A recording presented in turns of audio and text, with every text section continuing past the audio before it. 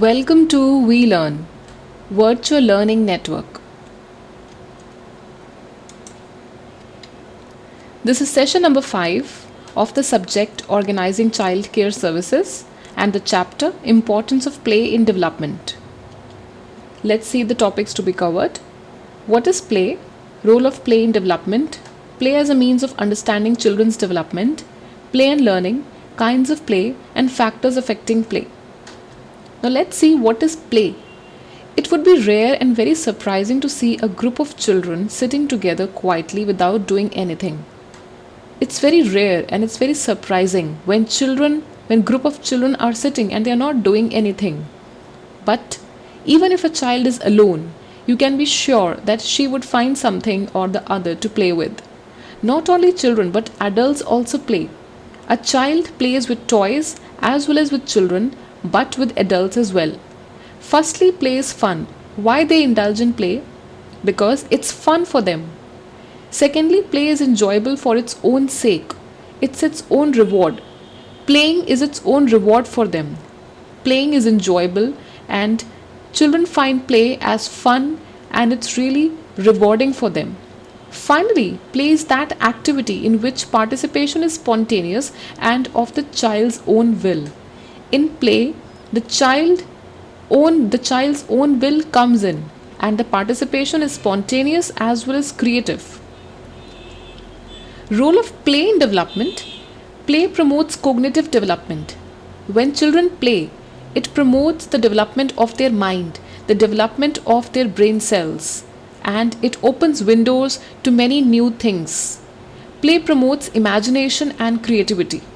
Play promotes originality in children of doing a single thing in different ways, and it also promotes imagination when children imagine and they follow different things when they become original. So it promotes imagination and innovative thinking. Play promotes physical and motor development. When children play, it involves their physical and their motor development as well. Their motor senses, their body, it involves that as well.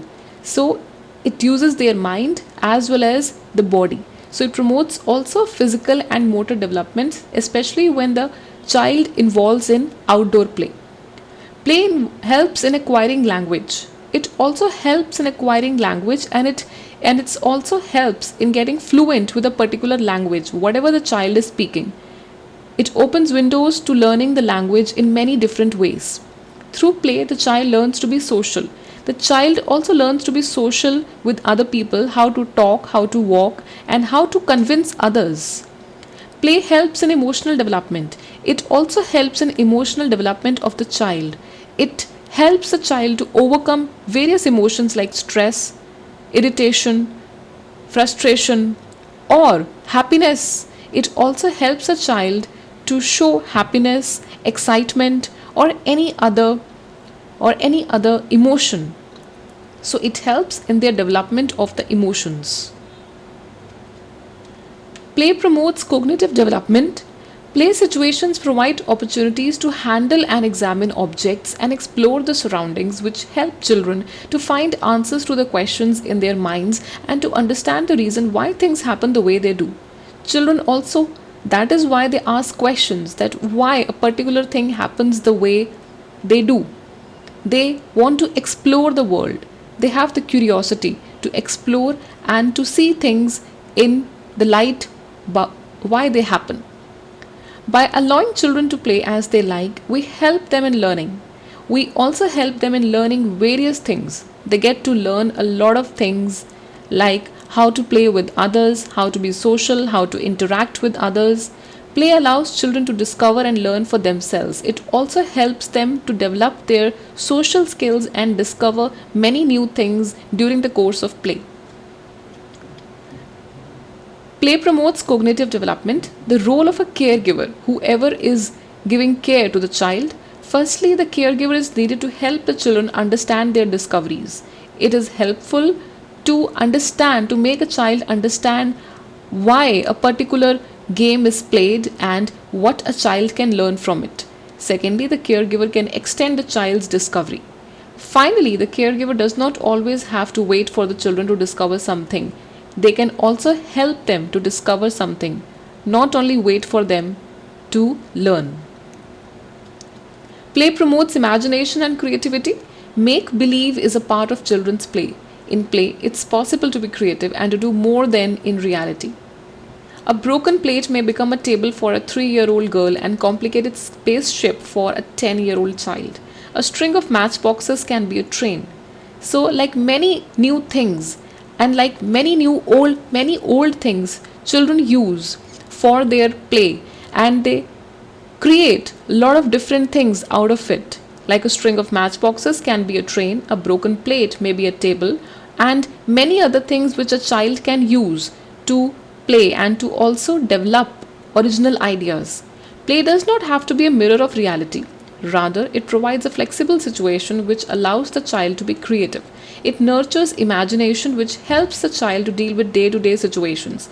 It also makes children aware and imagine. It makes their imagination, and it flourishes their imagination and helps the child to deal with different situations which he or she encounters in life. Play promotes physical and motor development. When children balance on bricks, jump over walls, climb steps, hang from bars, play games of chase and ride bicycles, the coordination of their large muscles improves. When children engage in physical activities in outdoor play, their coordination of the body improves, as well as their large muscles also tend to improve. Playing with a stick and digging holes with it in the ground, making a necklace by threading leaves, drawing and painting gives the child practice for fine motor coordination. All these things, wherever there is involvement of the body and involvement of the muscles, it only helps in their physical and motor development in a much better way. Play helps in acquiring language as well. Listening to stories will create in the child a desire to read them herself and will motivate her to learn to read and write. Listening to stories also creates a desire in children to read the stories themselves and to understand, as well as to narrate it to their friends. If a child does not know how to write and is forced by the caregiver to write letters of the alphabet, the repeated trials and failures may discourage her. So, do not discourage when a child writes wrong letters or when a child does not know how to write. Always encourage the child, because repeated trials and failures may discourage the child to write and to involve in any academic activity. Through play, the child learns to be social. During the first year of life, the baby plays with and explores her own body and things within her immediate reach. The baby comes to know what are the things which are in their reach and the things which are not. This helps her to understand that the body is separate from other objects in the surroundings and leads to the development of the concept of self. This is where the child develops about himself or herself and sees that what are the things which are available in the surroundings which cannot be reached by him or her. During play, the infant begins to understand the effect she has on people and objects in the environment. The infant also begins to understand what kind of effect people have and what do people say and how do people say certain things and how to play with objects in the environment. Play helps in emotional development. Children's play provides them opportunities to express delight, joy, anger, fear, distress, and other emotions. In play, there is freedom to do as one chooses, so long as one does not hurt others.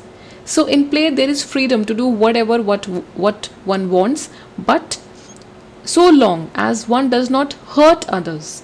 It also helps children to express various emotions like excitement, happiness, fear, anger, and distress. Play also allows expression of feelings and emotions which may not be allowed in other situations. It might be possible that other situations does not help the child to express emotions, whereas when children play with different friends or with cousins around, it helps the child to express emotions and feelings. Play as a means of understanding children's development. Observations of children at play can provide considerable information about their abilities, level of understanding, and personality traits. When children play, different information comes out about the abilities of a child, how much a child can understand, as well as the personality traits. If the child gets angry, or the child is cool, or the child feels happy or joyous at what situations. So the personality traits come out of a child. This is because while playing, children are not inhibited or conscious, and therefore one can see them at their best. Their play is not being controlled by adults, especially when adults don't control their play. The child can express oneself in a much better way, because at that time they are not feeling conscious and they can freely express themselves. The level of physical and motor development can be gauged when children jump from heights, climb trees, play games that require them to hop on one leg or climb steps, play with pebbles or sand, and so on. So the level of physical and motor development can be gauged when children involve in all these physical activities like playing with pebbles or sands, bicycling, and hopping on one leg or climbing steps, and playing other outdoor games. Play and learning. In infancy, thought develops through activity. So in infancy, whatever a child does oneself through an activity, that develops by becoming a thought. Children learn by doing. They don't learn by listening much, but when they're involved in doing things, they learn a lot. Play holds the child's attention. It also holds a child's attention span for a longer period of time. Learning through play is fun. They find it enjoyable, they find it interesting, and they find it fun. So playing is a most favorite activity amongst the children. The kinds of play are free and structured play. Now let's see free and structured play. What's the difference between the two? Free play is those play experiences that children choose for themselves and that involve minimal adult intervention, when adults don't interfere much in whatever they play. Children can demonstrate high problem solving in creative ways. In highly creative ways, children can themselves demonstrate problem solving in an orderly way as well. It exerts no pressure to conform to rules or regulations. It is original, innovative, and creative. It exerts no pressure on children to conform to rules or to behave in a certain way. So, children can be original and they can be free in a free play. Structured play, or it can also be said as guided play, it refers to play experiences in which an adult has more of an input, either in initiating the play, controlling the resources available, or intervening or participating during the course of play, where an adult has more of an upper hand to guide the child, to initiate the activity, to initiate the play, and to control the resources which are available. So in this, the child has minimal intervention. That is structured play. Now let's see what is outdoor and indoor play. Outdoor is when children involve in outdoor activities like climbing on trees, bicycling, or various outdoor hide and seek games and various outdoor games. Indoor play is when a child is playing video games or other activities or other play activities with other children inside the house. Individual and group play. Individual play is when a child is playing himself or herself using a particular balls, using particular scenery, or any other object in hand. Group play is when a child is playing in a group, when 3 or 4 children are there and they're playing a game. They're playing any activity or any game which involves their mind and which involves their expression and emotions to be displayed. Now let's see what is vigorous and quiet play. Vigorous play refers to a series of physically engaging exercises that are used to prevent people from getting obese. It is used as a remedy for unhealthy lifestyles that expose young children to health complications as a result of too much weight. So vigorous play involves where a child can involve himself or herself in a proper manner in proper physically engaging exercises, and where a child can lose weight, and it also helps a child to not getting obese. Quiet play. Play that keeps children's mouths shut but their minds open. Children need quiet time to intently digest items in their learning environment, like books and puzzles. It provides opportunity for children to think and reason, and include activities like working on puzzles, reading, or looking at pictures. When a child himself or herself is doing something, when the mouth is shut and the mind is open, that is known as a quiet play. Now let's see what is sensory motor play. It means repetition of an action several times to continue some type of bodily sensation. Primary circular reaction. Only the child's body is involved. Toys and other objects are not involved. For example, splashes in water with hands, pats the sand, claps or waves hand. Repetition of an action with an object to maintain some interesting environmental, visual or auditory event. For example, pours waters from a container over hand, splashes a toy in the water. Doing all these activities comes in the sensory motor play. Now let's see what is symbolic play. In symbolic play, lot of play materials are also used. For example, dollhouse with furniture and people, tractors and farm animals, zoo setting with wild animal figures, city street with people and cars.